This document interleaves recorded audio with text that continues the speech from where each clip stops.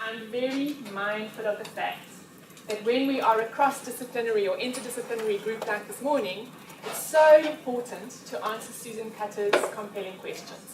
So Unti had more questions than those, but those are the two which for me are key and which I'm going to answer. So Susan says that any discussion of resilience must make it explicit.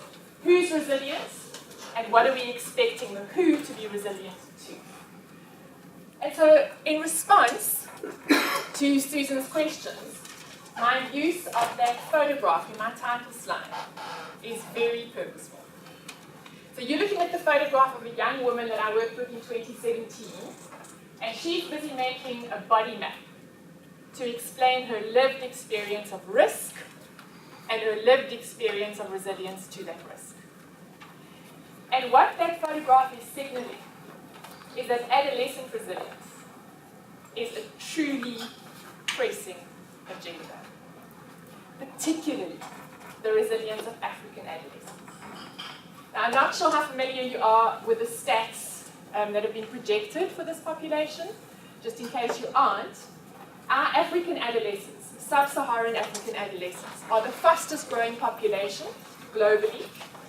And by 2050, African adolescents will be the largest population in the world. And as far as I can remember, they are suggesting that by 2050, African adolescents will be around 500 million in size. So why should we worry about their resilience? We need to worry about their resilience because how well this population of young people will manage to be, how healthy and how psychologically well, is going to have a direct impact on the economy of the world.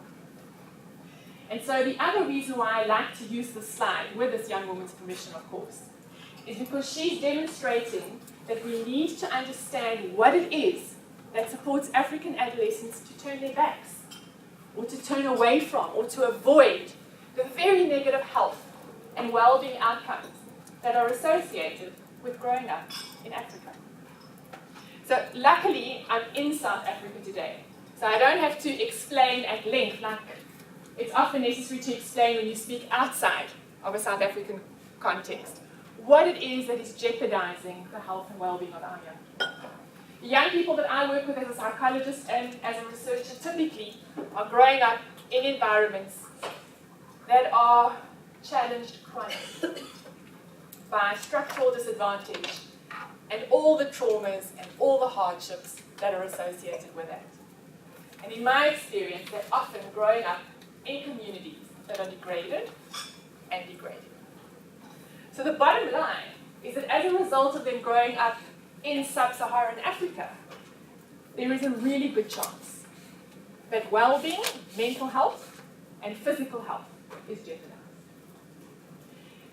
And so I admit our primary responsibility should be to undo all those risks that are putting sub-Saharan African young people at risk. That is our primary responsibility. And I think there is excellent work being done in that direction, but it's slow. And so whilst we are busy trying to change the odds that are putting sub-Saharan African adolescents at risk, we also need to understand their resilience. And we need to understand what it is that supports them to be resilient to chronic adversity that often goes hand in hand with traumatic or severe adversity. So when I talk about resilience from my field, Unti had it on one of her slides, we didn't talk about that either. I understand that resilience is the capacity of a system, like an adolescent, to adjust well to any stressor which is so significant or so severe that it has the potential to disrupt or to change how that system is functioning or developing. And I've highlighted the two key issues.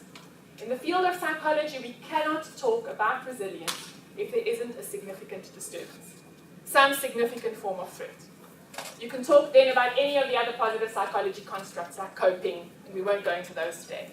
So there has to be significant adversity, and in the presence of that significant adversity, there must be some form of successful adaptation.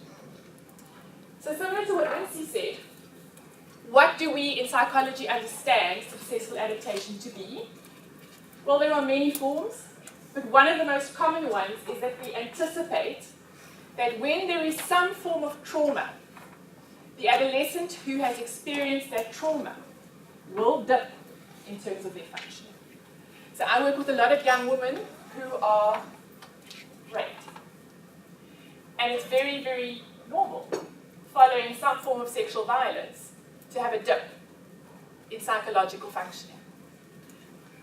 When there's resilience, the functioning returns to the same level that it was pre-trauma. And that's what we mean by recovery. Sometimes, as a result of the traumatic experience, there's actually a form of growth. And so you may be familiar with the term post-traumatic growth. But it literally refers to the capacity that some people have that when they experience these really life-threatening, horrible events, they can find something in what happened to them to generate new insight, new ways of being, new ways of considering the world that leads to a positive change, some sort of transformation. For the most part, though, in psychology, what we are looking at, given that young people face chronic adversity that continues over generations, day in and day out, is the capacity to adjust. And you might say, so well, what does that look like? Well, it means that the young people that I work with report minimal levels of mental health problems. So they are not immune to what's going on around them, but they have the capacity to keep going. And they have the capacity, certainly when they are adolescents, to remain in school and to keep progressing in school. So we often use those two outcomes: low mental health problems being reported and continued education, completion of education, as an indicator that these young people are bending, but not breaking. Okay, so just to be very clear, there's never the expectation within the field of psychology that in the face of the significant adversity, there's no effect. There certainly is an effect, but it does not disrupt, over the long term, the capacity of the adolescent to develop. You might ask, well, what is it in the field of psychology that enables adolescents to keep going? And there are a number of what we call adaptive psychological mechanisms. And this is pretty much Psych 101. So I won't go into a lot of detail here, except to say that these are the most common adaptive mechanisms that inform the process of resilience. So we're not seeing resilience as the outcome. The outcome is low mental health problems, or staying in school. It's some positive outcome, right? What gets the young person to that positive outcome is a number of psychological processes, such as being able to take action, being motivated, experiencing success, such as the capacity to be able to form meaningful connections to people who can be helpful. A big one that I'll talk about quite a lot this morning is the capacity to regulate or to change, to modify behavior and emotion when you're under stress. The capacity to solve problems. And then the capacity to make hopeful meaning, to make constructive meaning out of something that just seems so meaningless. I think the point that's important for us this morning is that certainly in the field of psychology, there is a plethora of literature that says that these processes are rooted in the individual. And if you read the early resilience work, that was where the emphasis was. And I'm going to give you an example of that. We take self-regulation, the capacity to modify how you behave and how you feel in the face of threat. There's a lot of solid psychological studies that show that your capacity to change your behavior and your emotion has to do with this part of your body, your frontal lobes, Because your executive functioning is going to support you to contain and to change what you were going to do or how you were going to feel. Now the bummer is that it relates to dopamine. If you have the gene, and you have very little control over which genes you have, if you have the gene that allows dopamine to clear slowly, you're going to be really good at self-regulating. Because higher levels of dopamine support self-regulation. If you've got the gene, it's the COMT gene, or the variation of the COMT gene, that means that your brain clears away dopamine very quickly, you're in trouble. Because the less the dopamine, the less likely you are to be able to regulate your emotion and your behavior. Fortunately, we also understand that the capacity for those adaptive psychological mechanisms are not only rooted in the individual. So we also use the word social ecology, but I think we mean it a little differently, possibly from the way that Lindsay was saying that. And I see Gina smiling because we had the privilege of being part of a group that sat for a week to try and understand what resilience means in whose field. And one of the big bugbears was this word social ecology. So in my field, what we understand a social ecological model to mean is that an individual is nested. They're rooted in an ecology that includes a whole lot of systems that are social or interpersonal, organizational, community-based, but then also at the level of the legal and the political and the cultural. And all of these role players, all of these systems shape adaptive function.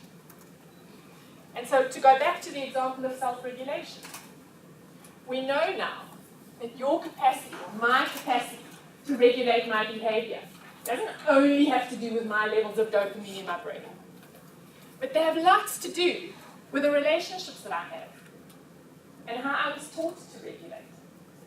And there are magnificent studies coming out that show us that children who have poor capacity, or adolescents who have poor capacity to regulate, can actually be very well regulated at school if they have teachers who have the capacity to step back and to understand where this child or adolescent is coming from and to modulate, regulate their own response, which in turn elicits a different response from the child. So there's this bidirectionality and this interaction that's taking place, which means that the psychological processes of the adolescent are scaffolded or supported by the relationships that that adolescent has access to. That gets more complicated. It doesn't only have to be psychological, it can also be visceral. I won't go into that this morning.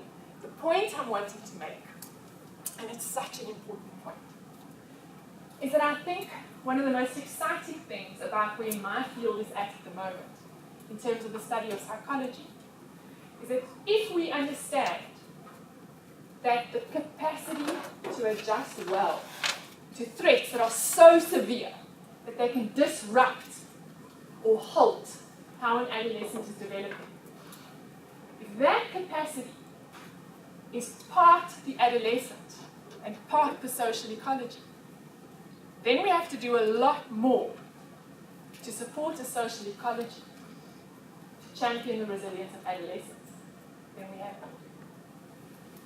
So my pet peeve is all the mindfulness programs that are coming into schools. What do? They focus on the individual, right?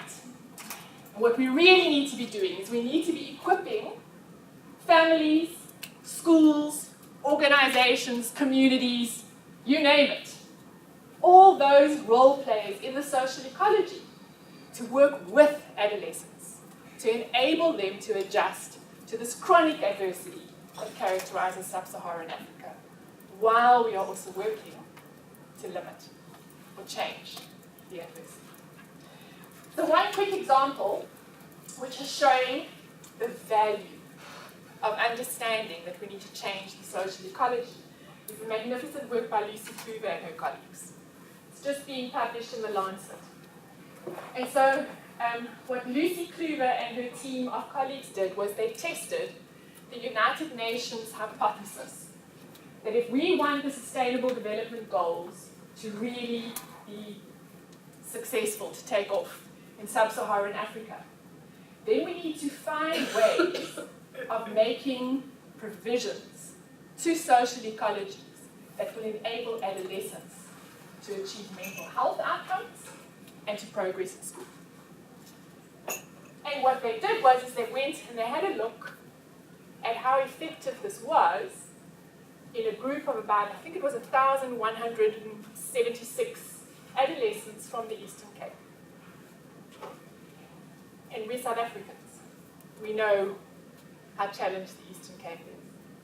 And what they found was that there were 3 key supports, key resources, key provisions that made a significant difference to the mental health and school progression of adolescents in the Eastern Cape. And they were when they had parents who were supportive, when they attended schools that were safe.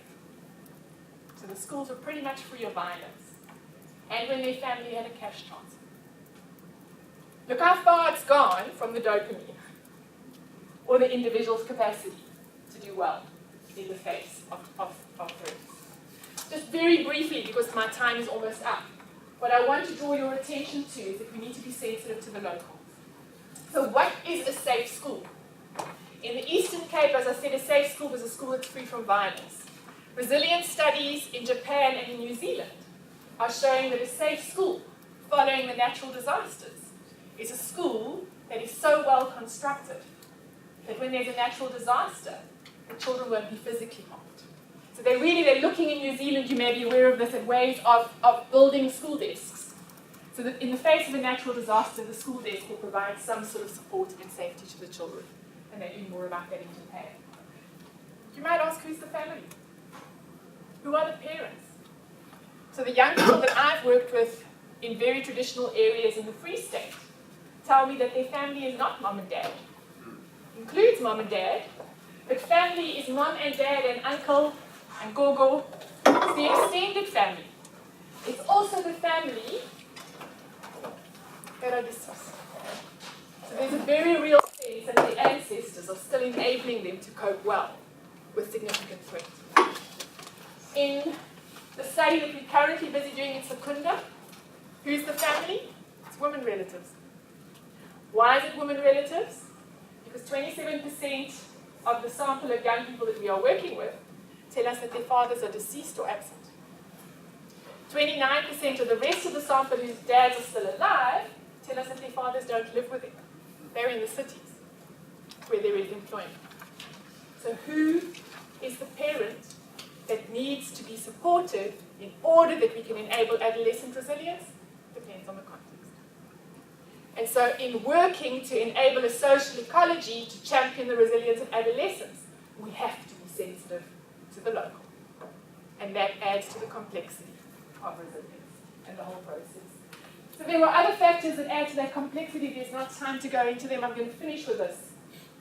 The last thing that we need to be very aware of is that there are costs to resilience. We could spend a whole week talking about the costs to an adolescent of adjusting well to adversity which is actually inhuman. I think Unsi's word was obscene. I wrote it down because it was an excellent way of phrasing it. So these young people are growing up in the face of obscene inequality. What will be the cost long-term of their resilience? And what is the cost to the women caregivers or the parents?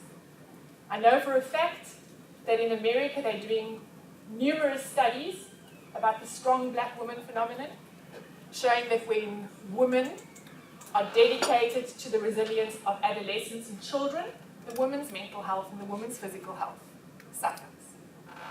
So if we are going to equip and enable social ecologies, what are the costs that we need to be aware of? And how should we be managing them? So in brief, psychology at this point is understanding that if we want to support positive outcomes for adolescents at risk, we have to look beyond the adolescent. And we probably need to start accounting for all the various systems within the ecology or the social ecology of the adolescent that could contribute to their capacity to adjust well to these significant threats, including the natural environment and the built environment. And we need to understand better which of those supports are more or most protective against which stressor and when. So at this point in time, over time, at which level of risk, and what are the costs, and how can they be managed or prevented. I imagine that the social ecologists in the room might have drawn that figure a little differently. And so it doesn't really matter what the figure looks like. What matters, I believe, is that we get that we have to be looking at multiple systems over time. If we really are serious, from my field's perspective, about adolescent resilience. And with that, I'll stop. Thank you very much.